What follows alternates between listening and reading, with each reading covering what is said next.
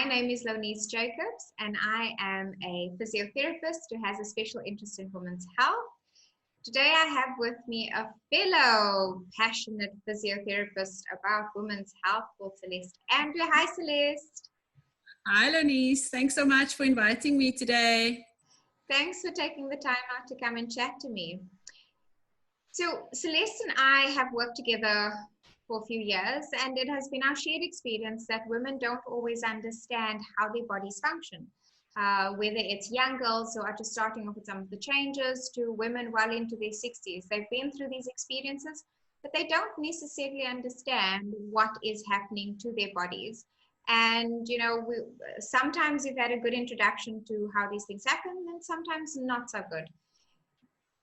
And I thought that perhaps today we could focus on menstruation, one of the first hormonal changes that occur in a woman's body. So Celeste, I've invited you to help me explain this to some of our viewers. Thank you. I think you mentioned you invited me because I recently had to go through this with my own daughter. So it's been a steep learning curve. I think it's something we all brace ourselves for, and we don't know how we're going to tackle this when it actually happens. But when it comes, you've just got to deal. So it's been quite an interesting journey, and experiencing all those hormonal changes for myself firsthand. And I found initially it's sometimes good to use resources as well. So I just went to my local bookstore, just, you know, looking for books that are relevant to a 10-year-old, for instance. So there was a little one that had little animations and very, very simple language just to introduce the topic. And then later on, as we got to age 12, there's a little book that's more for teens. So I think wherever you go, there will be useful information. You just got to sift through it and see what's age appropriate. As parents, you don't have to try and tackle this topic by yourselves. And if you felt that the education you received about the topic was lacking, there are many resources out there. You're welcome to show this video as well. I promise we'll make it age appropriate as best we can. But the key is to have a look at the stuff yourself first. So I would imagine, Celeste, you had actually read the books yourself before handing it over to your daughter?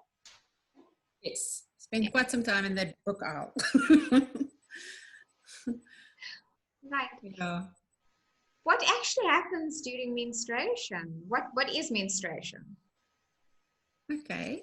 So menstruation is a bleed that happens on a monthly basis, and that comes out your vagina. So let's start with anatomy. Where is the vagina? So this is a model of a woman's pelvis. So this is the section between your hips. This would be your labia, the lips of the vagina. And when I open this up and we cut it in half, we have a better view of what things look like on the inside.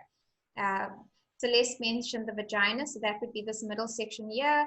This is the bladder. The bladder's got its own little pipe. So you actually have 1, 2, 3 pipes, one for the bladder, one where your menstruation comes out, and one where your poo would come out. So you've got your wee pipe, your menstruation pipe, and then of course your poo pipe back there. So Celeste, you mentioned that when we have our menstruation, it would then come out of this middle section right here. Yes, and that section above, that pipe, that's the uterus or the womb. That's the place where babies often have their home. So basically when you have your period, your lining of the uterus gets shed every month. Okay. And the lining is made up of tissues and blood. Okay. And this is why menstruation would be red. Yes, yeah.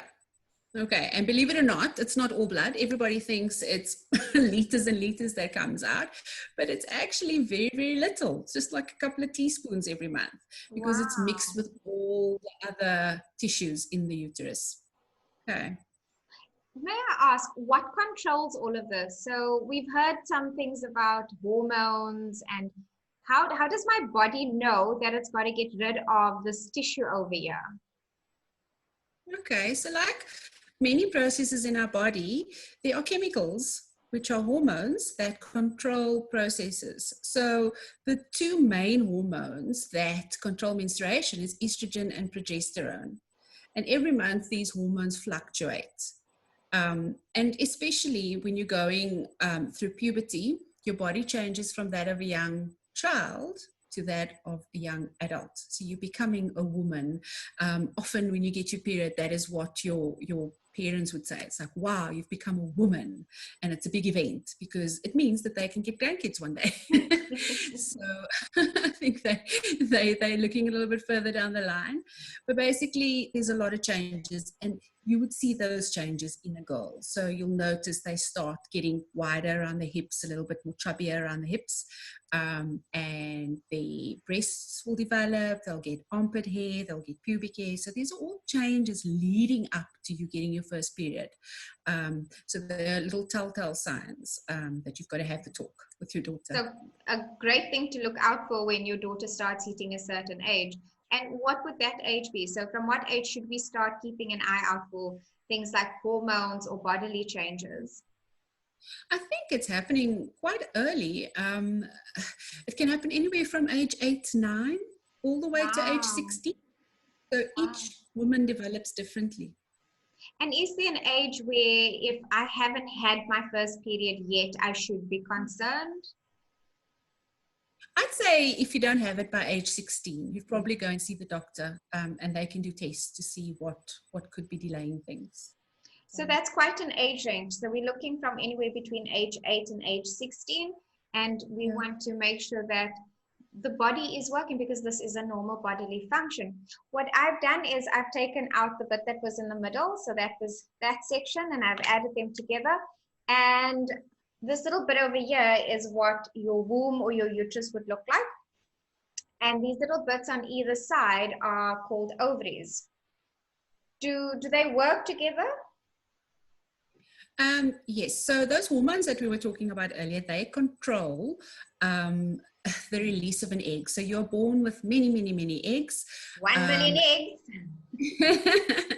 And when those eggs start to mature, they're ready to be fertilized. So all those processes, the hormones say, hey, this egg is mature. I'm going to release this one this month. So they come from one ovary. Okay. And then when the egg gets fertilized by a sperm cell, then it can develop into a healthy baby. Okay, so that's why we only have the mature eggs. Okay, so they go from the ovary down the fallopian tube. So over there, and then travel down that way. And then they end up in the uterus. Okay, and like we said, there's a nice cushy, soft, spongy lining in the uterus. So if that egg becomes fertilized, it lands in this nice, comfy home. Okay. Whereas if you do not have the egg fertilized that month, you do not get pregnant. Okay. So that's when all the linings come out again. Okay. But this is a very, very important process that occurs on a month-to-month basis. What some people don't know is that we as women are born with approximately 1 million eggs. And when we hit puberty, which is between that 8 and 12 years, we only have about 300,000 left. So when we do start menstruating, we have between 300 and 400 cycles. So 300 to 400 opportunities to fall pregnant. And that means we've got to take care of ourselves and take care of our bodies. It doesn't mean all women will go through 300 to 400 cycles. Yeah. And the start, I mean, some people talk about your period, they talk about your monthlies, they talk about your red pencil. There's always a reference to something red going on, and I think that alludes to the shedding of your blood and the color of your menstruation. Is it always a smooth start? Do I definitely start every month and have the same thing every month? No, I think it's a little bit of an uncertain period for most girls. If any of you have been in a home with a pre-menstrual child whose hormones are changing, you'd know it's touch and go. Do you enter the room? Don't you enter the room? Are you treading on eggshells today?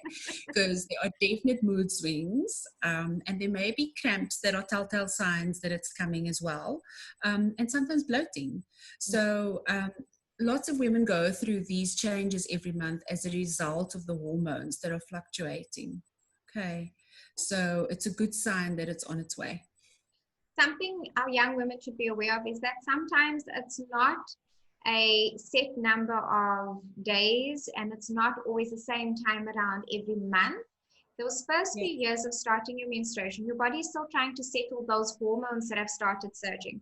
So you won't always have your menstruation every month at the same time in the month. There is about a 21 to 28 day time frame between the last day of your menstruation until the next day starts. But just bear in mind, those first few years are not set just yet until the hormones settle, and then you should have a fairly regular cycle thereafter. Can I expect this to happen for the rest of my life, Celeste? Am I going to forever have my menstruation every month? If you ask a newly, a teen who's just recently got a period, I'd think they'd say, please tell me no.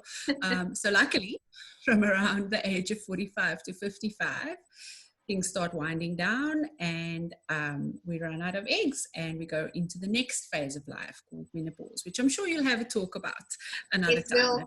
We'll have another friend join us to talk about menopause, but it's wonderful to hear that there is an end to all of this, and that it isn't always mood swings and eggshells for the rest of the teenage life or even a woman's life, but that it is different from person to person.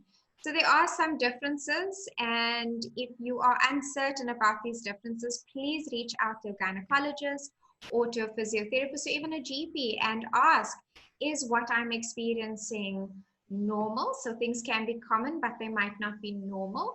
And when things are not normal, that's a good opportunity to find out why and get the right help as early on as possible.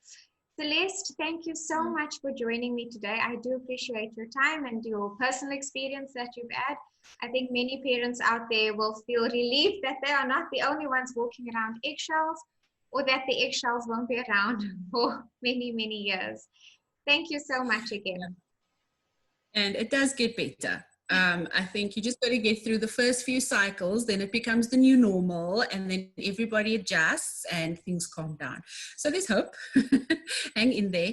Just remember to check in with your daughter regularly as well, because obviously if they're getting severe symptoms like severe pain that stops them from going out or going to school, they also need to see a doctor, okay, just for further checks. So yeah, just keep talking, keep that line of communication open, because there's lots of questions, and it really, really is great when you can keep that flow between the two of you. Okay.